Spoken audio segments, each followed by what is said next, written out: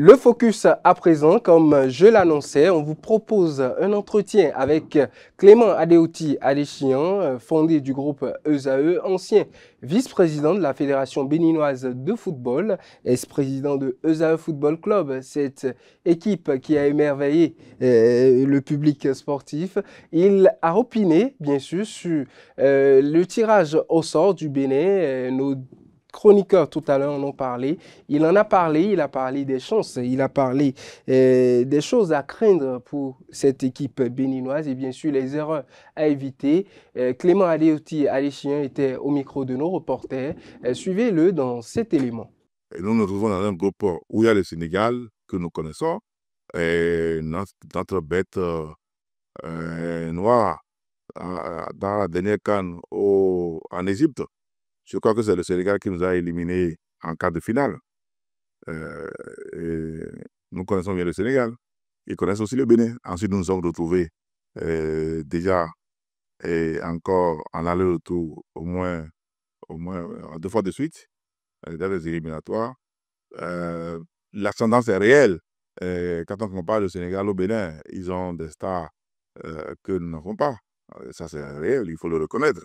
Leurs joueurs sont quand même sont crédités d'un certain niveau de participation dans les clubs, dans les championnats européens que nous n'avons pas. Bien, la RDC. La RDC que nous connaissons aussi, encore récemment, dans la qualification à la dernière Coupe du Monde, on les a joués au Bénin 1-1, je crois. On était allés chez eux, ils nous ont battus 2-0. On avait toute la polémique qu'il y a autour avec des changements non autorisés. Bon, n'était peut-être la raison de la politique de football international que la politique ignore. Je crois qu'on aurait pu éliminer sur tapis vert la RDC. Mais ça n'a pas prospéré, puisqu'il faut reconnaître, comme il faut parler tout net, que la RDC est un cran au-dessus du Bénin. Mais ceci dit, le football aujourd'hui, c'est un jeu collectif. C'est un jeu qui se gagne quand vous êtes solidaire, quand vous jouez ensemble, quand vous jouez tous pour un et un pour tous. Et je crois que c'est ce qui fait la force du Bénin.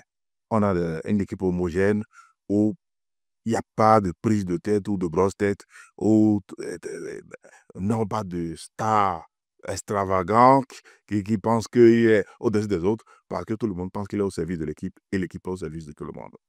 Et puis le dernier, les crocodiles de Botswana, que nous ne connaissons pas, on ne les a jamais joués. Euh, on les a découverts dans les différentes confrontations continentales, mais on ne les a jamais joués. Euh, Pas plus que le Sénégal d'ailleurs. J'ai suivi un peu les déclarations. Ils n'ont jamais joué également cette équipe, mais il faut se méfier des équipes euh, qui de l'Est et du Sud.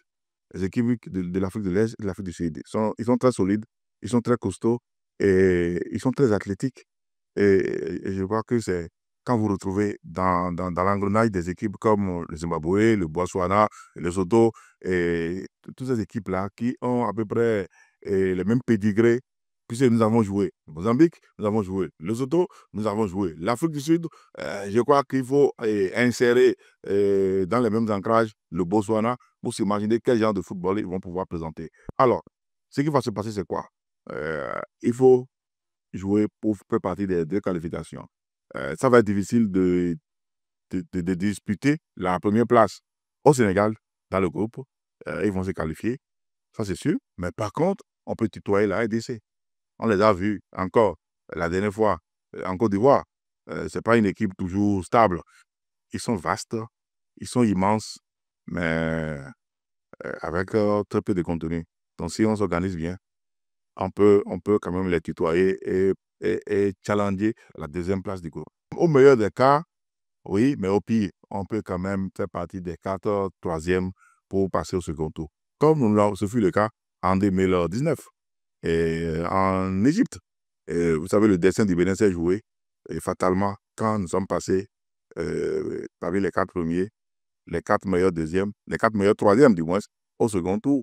Et c'est ça, le Bénin s'est révélé davantage et en tombant sur le Maroc. qu'on croyait pouvoir faire d'une bouchée.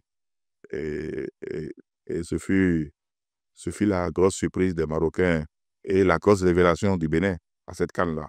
Alors, donc je crois bien que nous sommes capables de produire le meilleur de nous-mêmes. Et le Bénin est meilleur aujourd'hui qu'avant.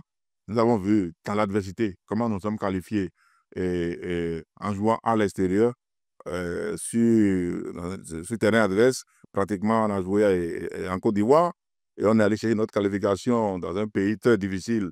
Et alors, le Bénin, aujourd'hui, a développé une certaine résilience pour obtenir certains résultats dans la difficulté. Ben, il fut un temps, des générations en arrière, personne ne pouvait imaginer que le Bénin gagne le Nigeria. Aujourd'hui, nous gagnons le Nigeria. Nous avons gagné le Nigeria. Et la dernière fois, le Nigeria a failli nous humilier alors qu'il n'avait plus rien à jouer.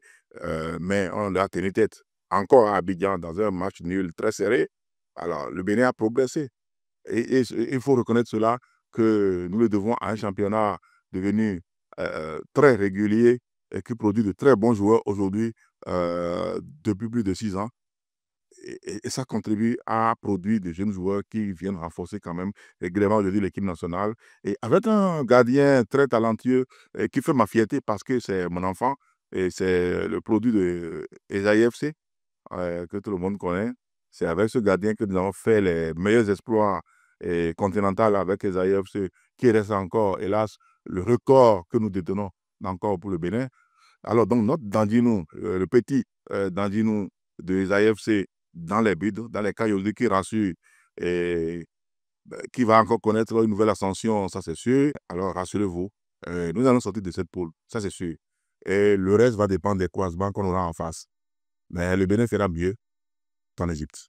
C'était Clément Adeoti Adéchian, l'ancien vice-président de la Fédération béninoise de football. Et bien sûr, c'est également la fin de ce numéro de Sport Plus, chers amis internautes.